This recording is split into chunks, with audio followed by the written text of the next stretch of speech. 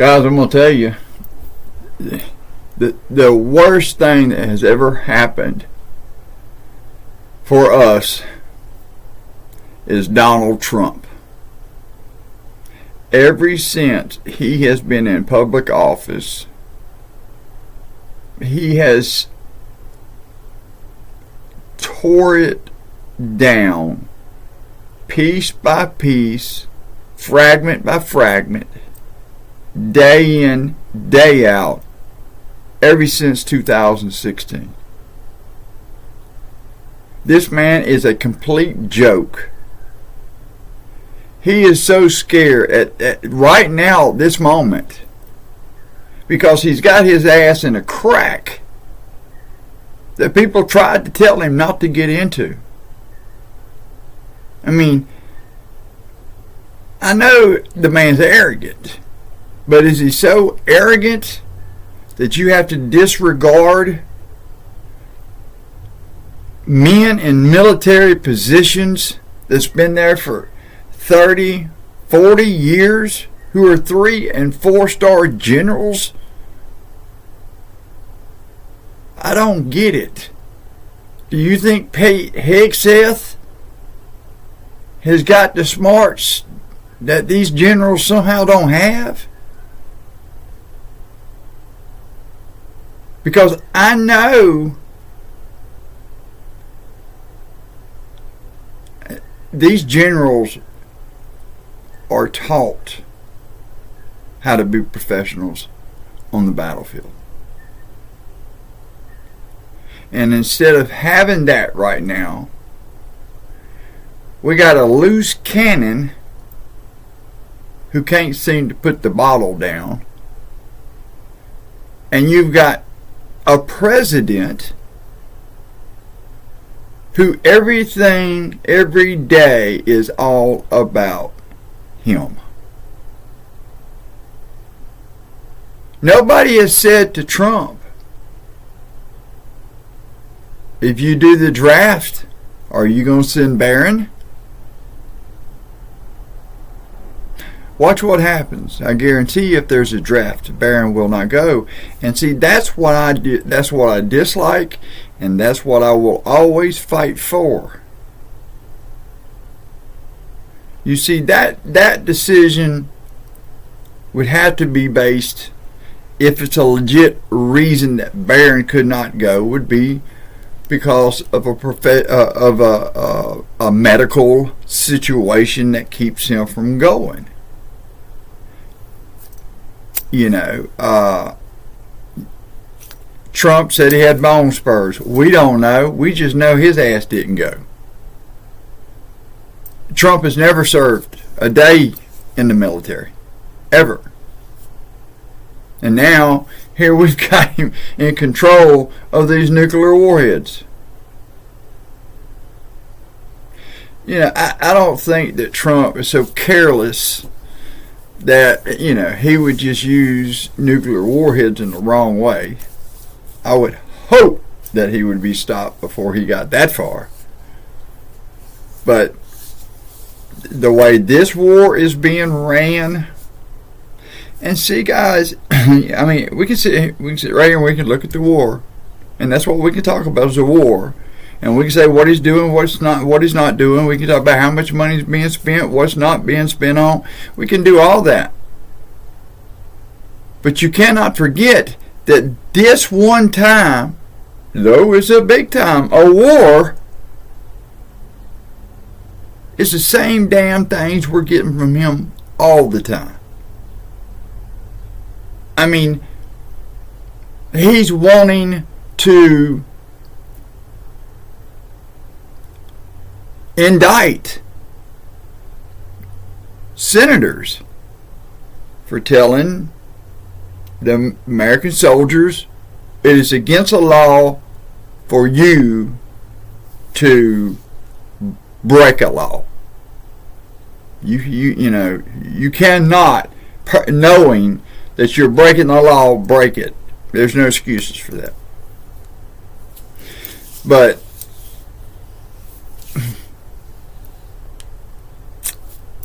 we'll see. We'll see what's up. We'll see what's going on with it. I just don't, they're always come, all the, I'm a father, I'm a grandfather, and I really would not want my child being sent off to the military at all. We grew up in a military family. My dad was a helicopter pilot. He was shot down in Vietnam with an AK-47 round through the face while he was flying. Our military, we worship our military. They're the best there is. I'm originally from Pensacola, Florida, and down there we have the naval base. We also have Eglin Air Force Base there. So I grew up around a lot of the military, and it's one of the most proudful things that you, as an American, to be represented by a group of military folks like we have, and I am so thankful for that. And to me, just like Doge come in and took away from the veterans, a bunch of veterans got fired.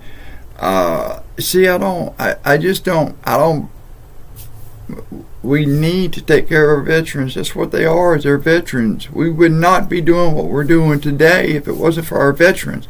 If it wasn't for our immigrant relatives from the past coming over here trying to build a better future,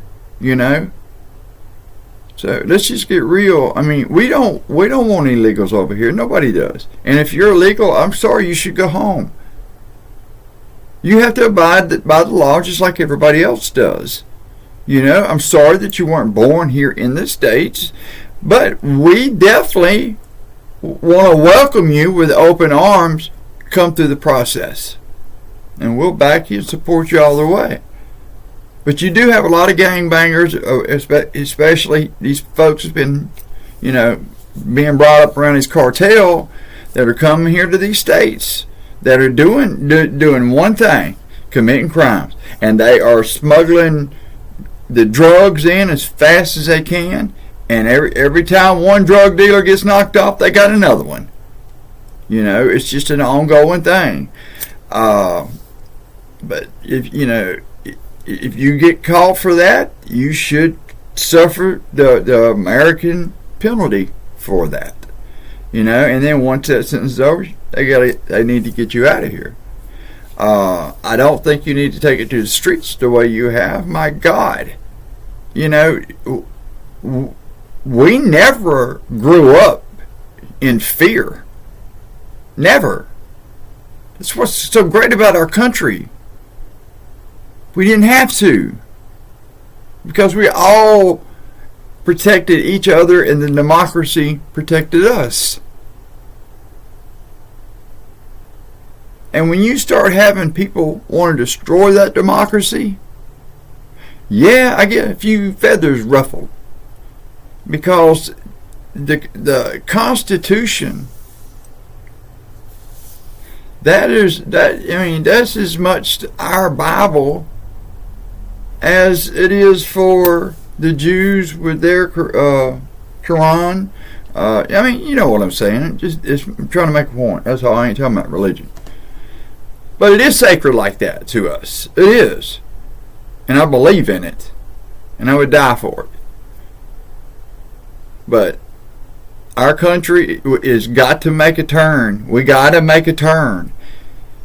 And the only way to do it is the 2026 midterm elections. And I really think that Trump's going to try to do something to facilitate how that works, how it turns out, what he needs to be done. I'm not even sure. I know that there's, during wartime, you can file martial law, and we won't change leadership during the war.